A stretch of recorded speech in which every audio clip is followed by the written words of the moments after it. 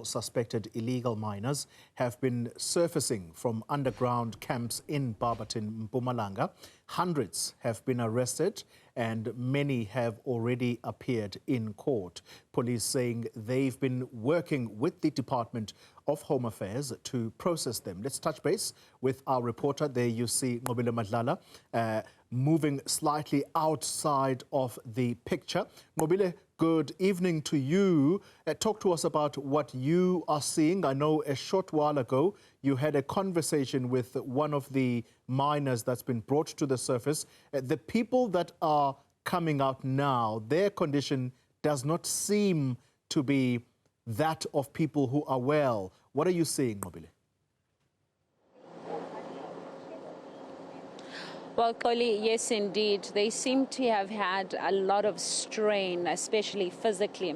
The gentleman that is in front of you is the guy that we were speaking to a little earlier on, and he did mention that he was actually saw that his leg, specifically pointing to the right-hand side of his leg, he says that's where he had sustained an injury. And he says this is an injury that he sustained whilst he was still underground, and it made it very difficult for him to walk the longer distance that he was still expected to walk. Unfortunately, the people that he was walking with just left him on the ground, and they said he would be a ghost in that tunnel, essentially. And so he eventually started seeing the light, and that's when he decided to come up the shaft, and he was then brought in by those that work within the area. As you can see, that's security, ensuring that he does not run away. Of course, you remember that this is still, he still has to face a crime charge, so we understand that the police are also going to be attending to him. But before that, he has to be attended to in terms of medically. He has highlighted to us that he is somebody who lives within the area. He says he was at his girlfriend's place when he was told that there's actually easy money for him to take care of his children and his partner. And he then opted to decide to go underground with these people that were going to basically assist him to have access to that money. And he said when he asked if it was okay for him to mine, they told him that it's actually a mine that was deserted, it was no longer worked on, and so it was actually going to be easy money. It's important to highlight, Koli, that as he gets and he receives this kind of emergency assistance, he is the second guy that is receiving the emergency help. Another one has just recently been taken away by an ambulance, making this the second ambulance. But furthermore than that, making it the 30th person that is now have surfaced today alone within this mine. But he has explained to us that there are various people that are underground. He's explained, just like what the police were telling us, that there are different tunnels and different ways of getting out of these tunnels underground. And they've said that this is mainly because this is an old mine, and it's interesting to highlight, Koli, that the mine is from the 1800s. So it's quite an old mine, which means the mining is still taking place in those areas where they might have left gold. And this would mean that the pillars specifically to ensure that the ground is still very much sustainable and that there's still mining that's taking place. This is the place where people would go and illegally mine those pillars because they still have a lot of gold. But what he's explaining to us, of course, is what has taken place underground, and as a result he then found himself hurt, and he had to come up and seek for assistance. In the meantime, you will see that the mine itself is still ongoing, so the parts where the mining is still taking place, everybody has come back in. But this illegal mining, we're told by the company itself that they basically have been able to clamp various camps and have been able to take everybody out.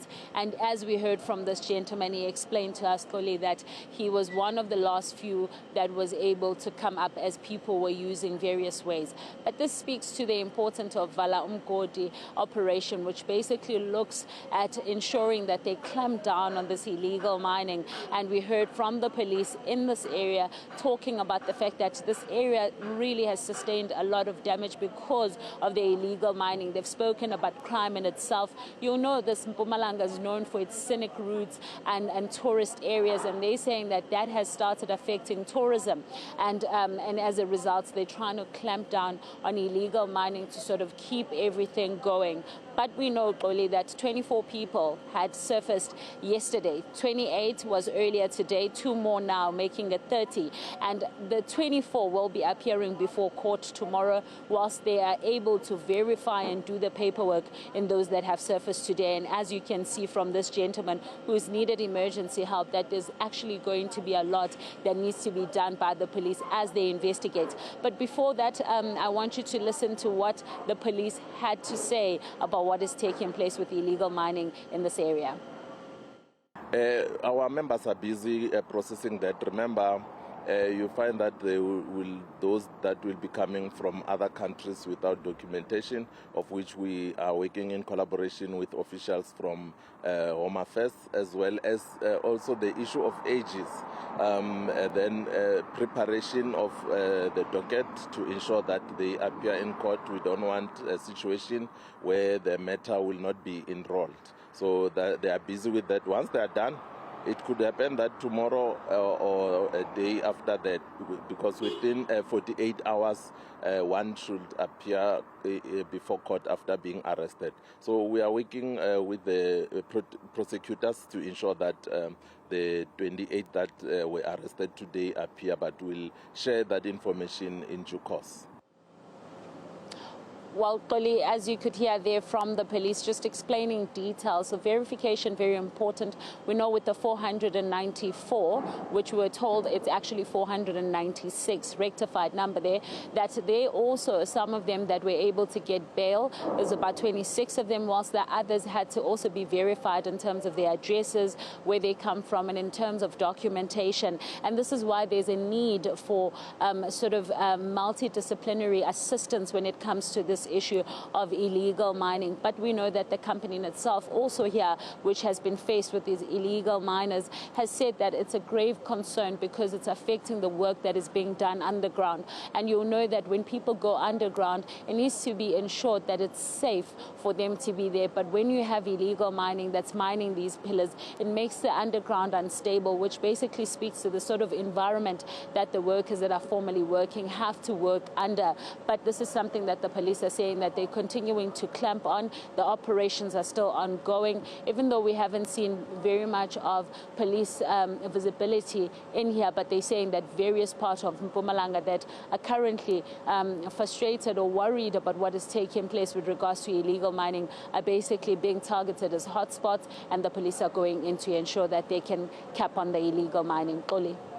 Nqobile Madlala, thank you very much, giving us a comprehensive update since morning. In fact, taking us as far back as last night when there were more illegal miners that came to the surface. And so today, yet more people coming out, and the last few not looking very well in terms of health. Nqobile Madlala, we're going to pause it there for the moment, but this is a story that we continue to focus on.